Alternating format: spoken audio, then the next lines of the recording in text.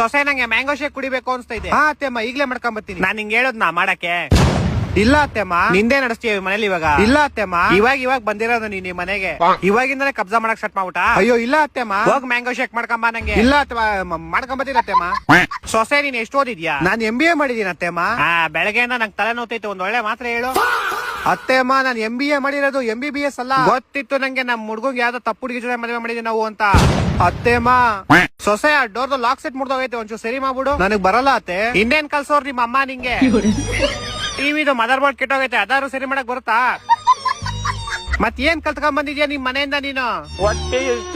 ಇವಾಗ ಬಾತ್ರೂಮ್ ಅಲ್ಲಿ ಟೈಲ್ಸ್ ಹಾಕೋ ಬರಲ್ಲ ಅನ್ಬೇಡ್ದ ಮೇಲೆ. ಎಂತ ಸೊಸೆ ತಗೊಂಬಂದಿದವಪ್ಪ ನಾವು.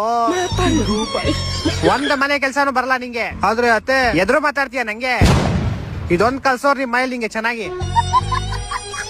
ಸೊಸೆ ಹಾ ಅತ್ತೆಮ್ಮ. ಕಾಫಿಲ್ ವಿಷ ಗಿಷ ಹಾಕಿಲ್ಲ ತಾನೆ ಆಮೇಲೆ? ಏನ್